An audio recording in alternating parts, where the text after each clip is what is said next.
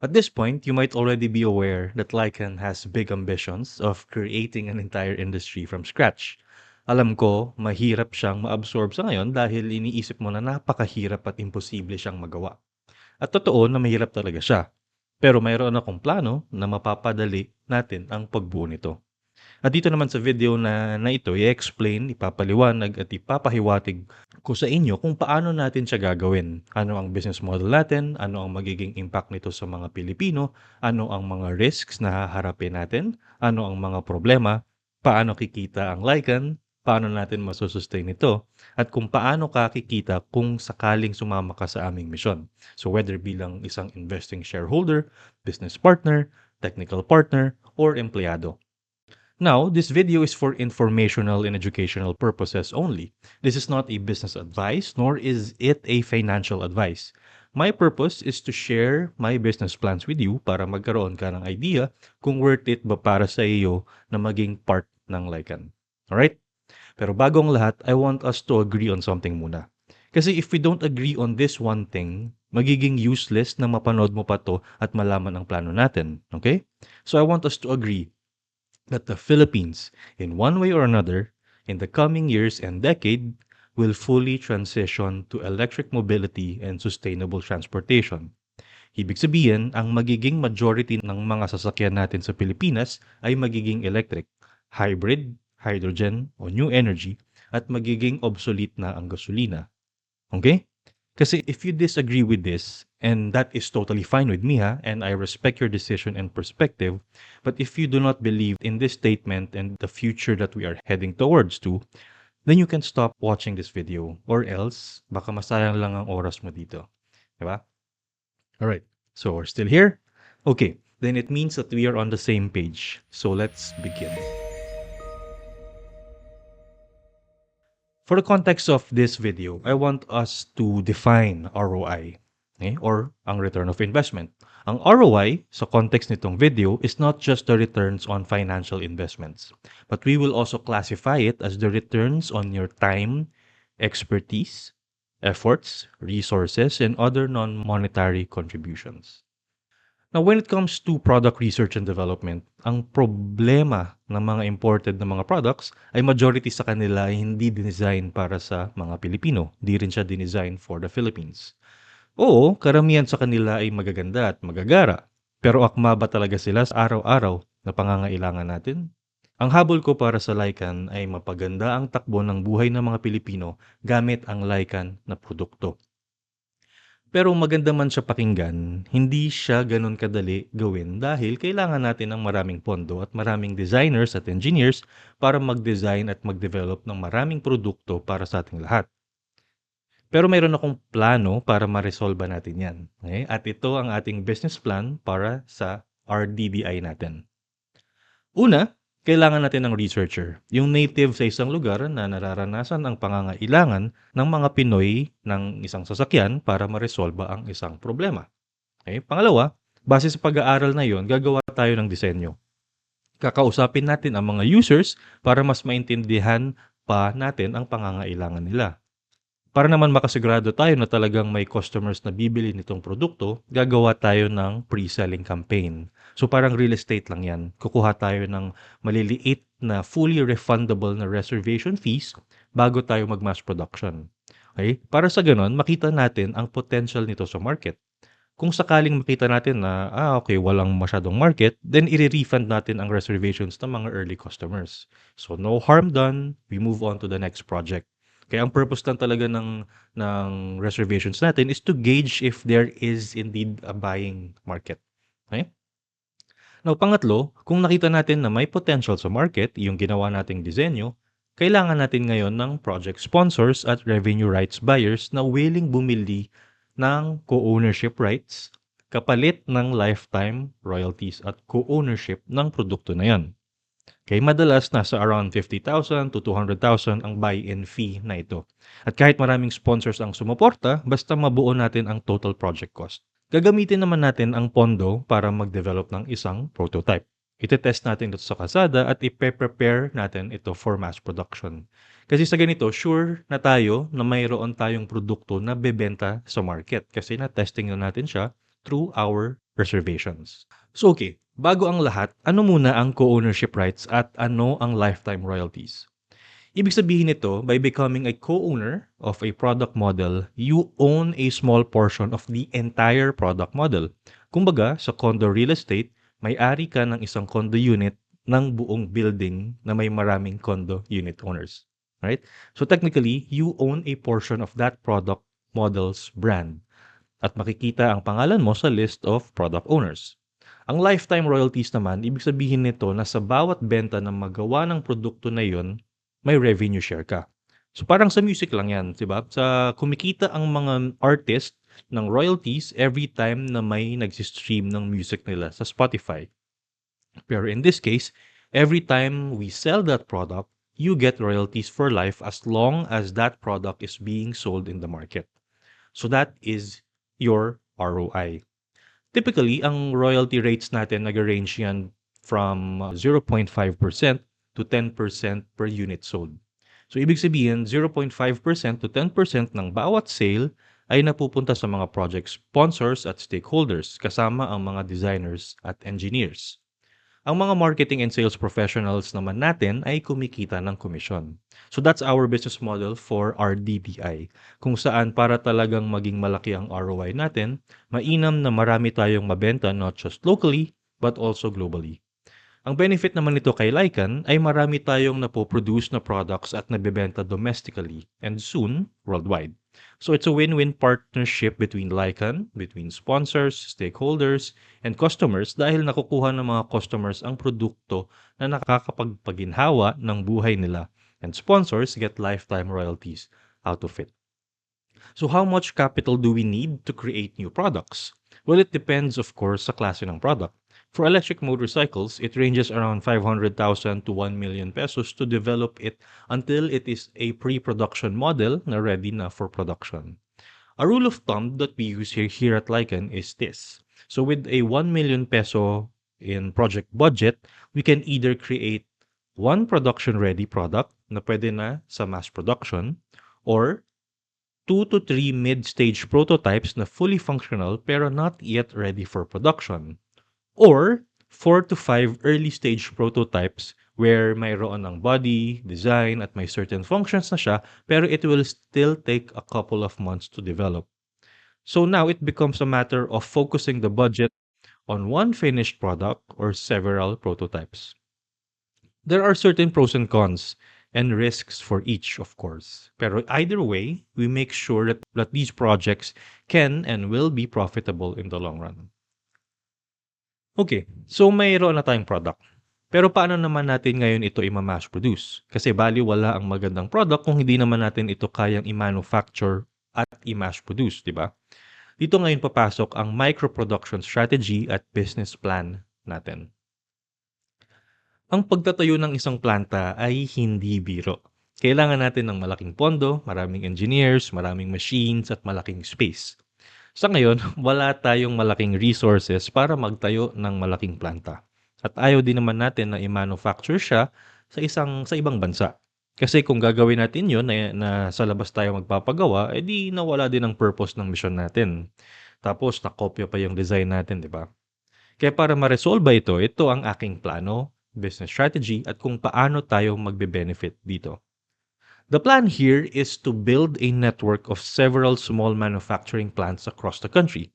By small, I mean anywhere between 100 square meters to 300 square meters. So just enough to produce around 100 to 500 units per month per facility.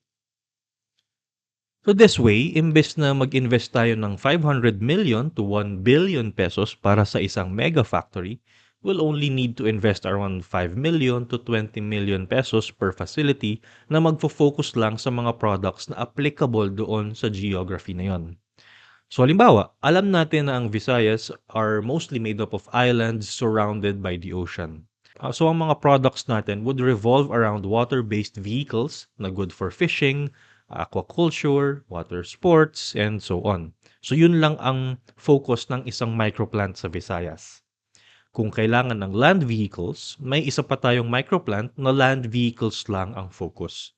Sa ganitong paraan din, bababa ang SRP ng bawat product kasi crossed out na agad ang logistics at transportation cost dahil mas malapit na sa market ang microplant natin. So, onting tawid na lang, nasa dealership na agad. So, that way, sustainable siya.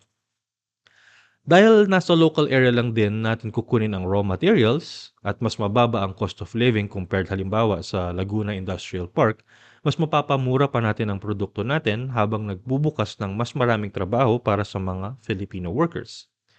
Kaya ang Lycan, makalikom lang tayo ng 5 million to 12 million pesos na capital whether through loans or through investors, makakapagtayo na tayo agad ng production natin without waiting too long for bigger capital. Kapag kumita ang manufacturing plant natin, then pwede pa tayo ulit magtayo ng iba pang maliliit na micro-production plants within the area to expand our production capacity. So, we start small and then we grow as we go along the way. Ang ROI natin dito ay manggagaling sa profits from selling our products to dealerships. So, the more products we are able to produce, the higher the returns. Especially kung mag-export na tayo where we will be earning in dollars and we are able to create new wealth for all members of Lycan. Alright, sounds good.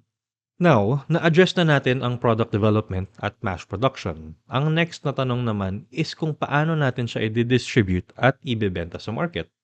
Ang obvious at simplest answer dyan is ibenta ang Lycan products through resellers, retailers, at general dealerships. But that's not favorable for me in terms of brand value and quality. And here's why. The main purpose of a dealership is to sell and make money. Okay, that's a fact na hindi na natin itatago yan.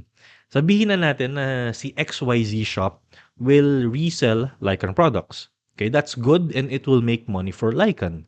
But for me, what's missing is the heart and soul of what Lycan is all about, which is serving the people and making the Filipino lives better. I'm not talking about just servicing, okay? I'm not talking about sales or profits. What I am talking about is the experience and the joy of entering a Lycan store, knowing that Filipinos are inside a safe place that was built by Filipinos, with Filipinos, for Filipinos. Diba? And you won't get that inside the XYZ shop with other products. Diba?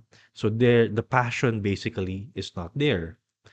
When you're inside a Lycan store, customers will know that they are being served by fellow Lycans and that Lycans want what's best for other Lycans. So at this point, owning our own Lycan stores is non-negotiable for me and I will not allow others to sell a Lycan brand. So how now will Lycan partners benefit from this? So you see, when I want Filipinos, especially people who believe in what Lycan is about, who I can call my fellow Lycans, I want you to profit. I want you to make as much money as you can by selling our homegrown products. Okay, because here's my belief. If I help 1,000 Filipinos make a lot of money, then 1,000 Filipinos will make me even a lot more money. Now, mind you, okay, I want to be clear. I don't want a lot of money for the sake of having a lot of money. Sure, it's going to make my family and I's life better, but I want to make a lot of money so I can create more impact and create a legacy that future generations will be proud of and be inspired to follow in my footsteps. That's what I want. And if getting what I want means I need you to earn a lot of money for whatever purposes you might have, then that's what I will do. Okay, so win-win for us. So how can you become a business partner of Lycan? What Lycan is offering is co-ownership of Lycan dealerships, where partners can own up to 70% of all of Lycan dealership companies, 70% equity stake in the business, where Lycan will co-own up to 30%. So partners will have a majority stake in the business, which also remains a subsidiary of Lycan. So why is it important for Lycan dealerships to be a subsidiary of the mother company? Because as a subsidiary company, your dealerships and the owners of that dealership will benefit from the stock value appreciation of the mother company. So as the value of Lycan, the mother company, grows, dealership partners' share value also increases, creating a win-win scenario and environment for everyone involved. Now, to also ensure that partners benefit from it, all dealership partners must also become shareholders of Lycan, the mother company.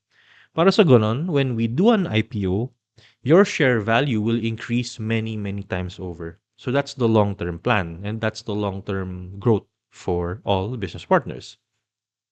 The short term is through profit shares, dividends, and salaries from the dealership business unit. So because we have a territorial exclusivity agreement, ang ibig sabihin nito is kung partner ka ng Quezon City na Lycan Company, lahat ng future dealerships within Quezon City is also yours. No other partners, no other retailers, and no other resellers can sell Lycan products within your exclusive territory. That will also apply to other cities, other municipalities, and other towns na magkakaroon ng Lycan dealership. So that way, walang competition, walang agawan ng sales and ng customers, at benefit ng partners ang revenues and profits. Pagdating naman sa online sales at e-commerce, magkakaroon lang tayo ng isang centralized e-commerce platform kung saan lahat ng online sales ay tagged sa dealership ninyo as long as the customer resides within your exclusive territory. So kahit online sales pa, sa iyo pa rin yung sale kapag nakatira or kapag ang delivery or pickup address ay nasa dealership ninyo. So if you look at the bigger picture, this creates a non-competitive environment among Lycan dealerships. Bawal ang aggressive competition, but rather, we work together towards a common goal. Siyempre, friendly competition is healthy, di ba? Pagalingan ng marketing dito and we reward top performers. But at the end of the day, the success of one dealership is the success of all dahil sabay-sabay umaangat ang share price value ng buong Lycan. Now, that's your ROI when you become a Lycan dealership partner. And each dealership only requires around 3 million to 6 million pesos capital per branch. Kasama na ang construction, initial inventory, and 6 months na overhead. And a maximum of 5 partners each per territory na pwedeng maghati-hati doon sa total capital requirement. Now that we have product development, manufacturing, and retail, now ang isa sa pinakamalaking problema ng EV industry is infrastructure, kung saan pwede mag-charge at mag-swap ng battery para sa mas malayong biyahe. Of course, Lycan's vehicles can be charged at home, and charging times can vary depending on how many batteries you have inside your vehicle.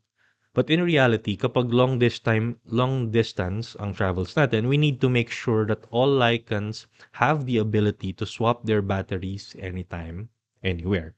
Parang gas station lang na pwedeng mag-refill kahit saan.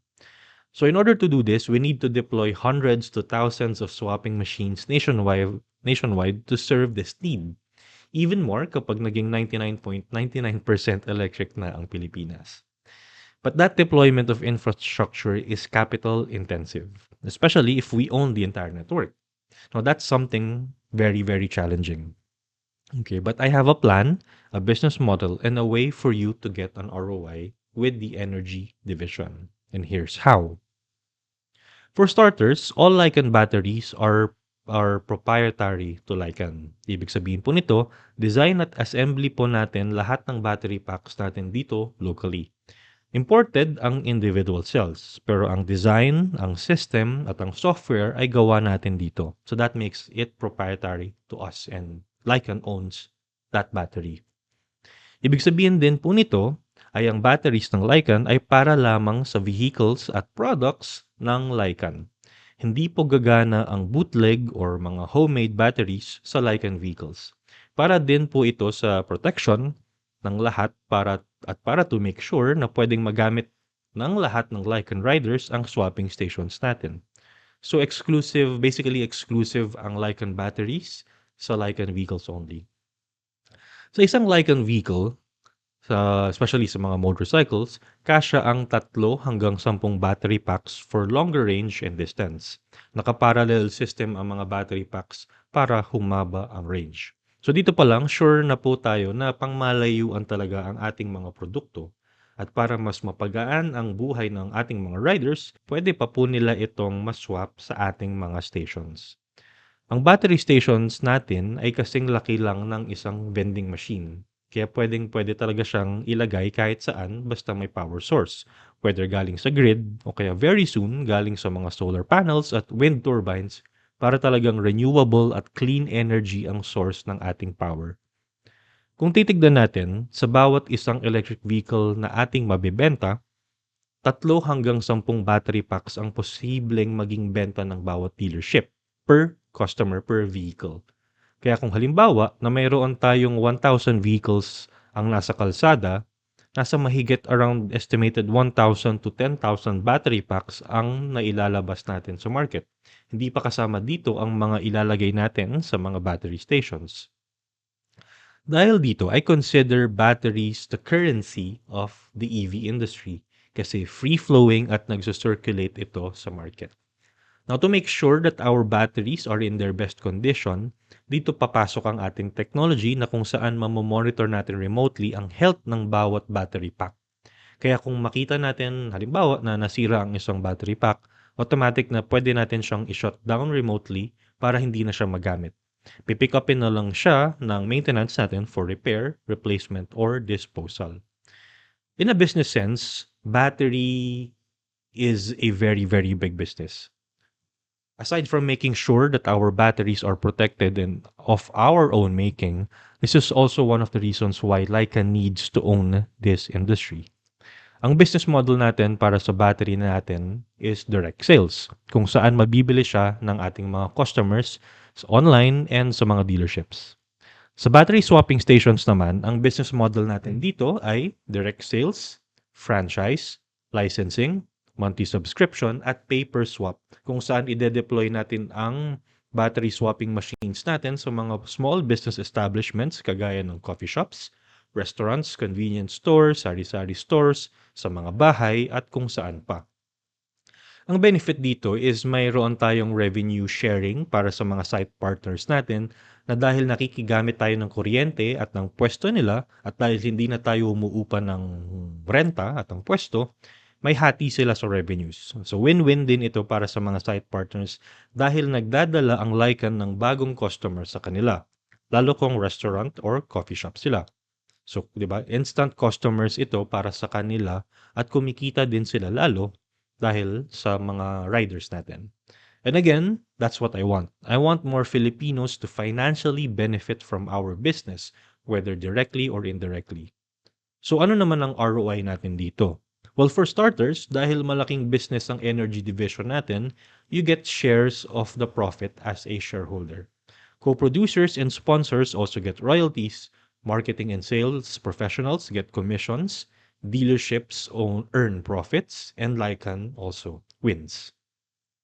So everyone wins at this business model, including customers na mapapagaan ang buhay nila without ever worrying about charging. Now, what do you need to be part of Lycan's energy division? Well, for starters, you can support the development and commercialization of our battery swapping machines by becoming a co-producer and project sponsor and get rewarded through lifetime royalties. Another is by becoming a site partner to set up a battery swapping machine at your establishment. You can also become a licensing partner to deploy and distribute our battery swapping machines. And of course, for our dealership partners, you get to sell Lycan PowerCore batteries as part of your inventory. Finally, you can own a piece of the entire Lycan Energy business by becoming a shareholder of Lycan's energy company and division. Now, with everything said and done up to this point, where we now have talked about product development, manufacturing and production, retail and distribution, and energy, and now I am pretty sure you get to see the reason why we are building this industry together. Now, to connect everything together, each aspect, each division, each pillar, and to make sure that all assets, vehicles, products, and customers are connected as one, the entire Lycan franchise is powered by technology, particularly with AI and IoT. Now, the world is changing and technology is rapidly accelerating. So, therefore, without technology, we won't be able to keep up with global demands and standards. Kasi nga, di ba, ang goal natin is to put our products into the world. And we will do that through technology. And here's how we'll do it and how you can get an ROI. I'm very much sure na nakita mo na kung paano natin nagagamit sa araw-araw na buhay natin ang technology. Mapa-AI man yan or the internet, alam na natin that technology moves the world forward. And at Lycon, technology not just moves us forward, it also expands us horizontally, which is how we will multiply our company, our business, and our returns. Pero to define muna, what is our technology? Basically, it's software. It's AI, it's IoT, it's blockchain. Diba? It's everything that turns our hardware products into smart machines. So think of it this way. Dahil sa technology natin, we can soon expand from motorcycles to smart cars, to aerial vehicles, to aquatic vehicles, and even to robotics. Where as the company grows, our AI technology also grows with it, making our products smarter, more efficient, and makes our customers' lives easier and better. Tapos, dahil Lycan owns the vehicles, the manufacturing, the energy, and the distribution, what happens now kung halimbawa gumawa tayo ng isang mobile app for deliveries and courier services? Posible naman yun di ba? Magkakaroon tayo ngayon ng isang value proposition na wala sa mga existing logistics company na yun, which is the infrastructure and network kung saan ang business model natin hindi lang siya magre-revolve around the commissions we get from the riders. But in fact, kahit bigyan natin ng 95% commission ang riders sa bawat ride, kikita pa rin tayo. To put it simply, that is where our ROI is, in the expansion of our products and services vertically and horizontally. Now, with everything said and done, how much capital does Lycan actually need to jumpstart everything? Priority natin for now is additional capacity sa manufacturing and the establishment of our first dealership this year. Product development will come after because we already have the products and some more in the pipeline that we can market and sell in full force this 2025. Ang R&D natin sa energy and technology will be worked on simultaneously, so running siya in the background while we begin marketing and selling. So the minimum that we need are for manufacturing, 3 million pesos, dealership, 3 million pesos, marketing, 1 million pesos, R&D, 4 million pesos, and general administration, 1 million pesos. So that's a total of around 12 million pesos. This 12 million is our fundraising goal for this year to jumpstart our industry na fully operational at nag-generate na ng revenues and profits. Then once na-establish na yung minimum viable stages ng bawat division, at dahil individual corporate entities ang bawat division, we will raise another fundraising round for each for further expansion and commercialization. Shareholders by then may expect share price growth after the second fundraising round. So with this 12 million initial capital, we are projecting, linawin ko lang po projecting, not ensuring, an estimated revenue of around 2.2 billion in the next 5 years, with estimated profits of around 500 million. Again po, no guarantees. So for our fundraising campaign, so buy-ins start at 100,000 and we can discuss further how we can diversify your purchase for short, mid, and long-term returns. At this point, you now have a clear picture of my plans, my strategies, and my ambitions, and why I am keen on developing this industry because of its positive impacts and of its potential for us and for all Filipinos. Strategically, it's not wise to put all of these divisions under one company. Kung isa kang savvy investor, alam mo din that putting all of your eggs in one basket is a very risky and it's not wise. Kaya ganon din tayo. We have diversified our company into several pieces and components, all working together in synergy with one another while also being independently to serve other markets. Ibig sabihin nito na bawat stock corporate entity natin ay may kakayahan din na magnegosyo outside the Lycan ecosystem. That way, kung hindi gumana ang isang foundation, halimbawa na pila yung isang value chain natin, kaya pa rin itong isustain yung business niya. This also hedges capital and investor money to make sure that there is less risk involved. Now, how do we put our company out into the world? Okay, ganito yan. In a few years' time, my goal is to build and establish all of these companies, businesses, and infrastructure in many places in the Philippines. Once kasi ma-perfect natin ang buong sistema of how everything works, we will do an IPO. Kaya tayo papasok ng stock market, ng public stock market, is para makalikom tayo ng pondo mula sa taong bayan kapalit ng shares para may capital tayo na pasukin ang global market. Ang buong sistema na nabuo natin, i-replicate lang natin ulit sa ibang bansa, kung saan ang may iwan lang dito sa Pilipinas ay ang manufacturing and production. Para sa ganun, puro tayo export and we earn in dollars. Now that's what I call the Lycan Global Franchise Package. We will replicate the entire Lycan business system in other nations, and that is how we will all grow. Now, this plan, in return, basically makes Lycan a conglomerate in its own right. And because of this diversification, the share price of each division is at a ground level kung saan mababa pa ang halaga nito ngayon at this very moment. So to give you an example, the share price of Lycan Motorcycles Incorporated from its starting point of 100 pesos per share back in 2021 is now 13,300 per share in 2024. So that's how much the company has grown over the last 3 years. So in short, kung nag-invest ka ng 100 pesos before, it's now 13,300 pesos in 2024. The other Lycan companies, on the other hand, are still at a ground level share price starting at 10 pesos per share kasi magsisimula pa lang. Okay, particularly with energy and technology. With this trajectory, especially kapag dahan-dahan nang naitayo ang bawat pundasyon, we are targeting exponential growth for each. Now, I'm not guaranteeing that, but that is the projection that we have in our targets, especially as the market and the industry adopts more electric vehicles in the future. Again, this venture is not without risk.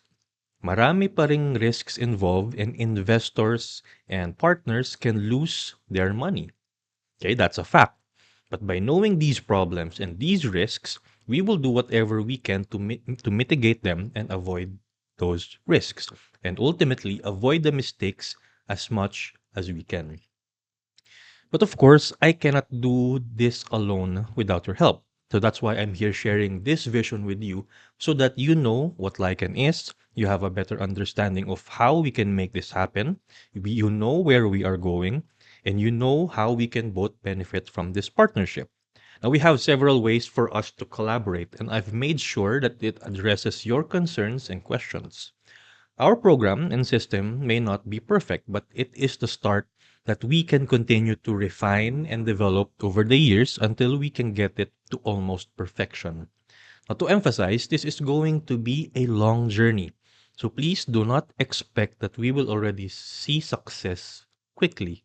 Okay, Rome was not built in a day, and Lycan will not be also built in a day, but it will be built by the combined efforts of many, many Filipinos pursuing a common goal. Again, the purpose of this video is to not let you take risks if you cannot. Okay? The purpose of this is to inform you about Lycon so that you can plan and make your own calculated decisions. So that by the time comes that you reach out to me, I know that you have already decided and that you know what you are getting yourself into. And then from then, we can already discuss how we can work together. Okay? I will never promise no guarantee success. Okay? Because nobody knows the future. But what I can promise you is that I will do my best to make this plan succeed. Kasi this is what I want. I really want to leave a legacy behind. Okay? So once you're ready, send me an email at jg@lycon.com.ph so we can discuss, plan, and build the future together. So thank you for your time, and I look forward to working with you soon.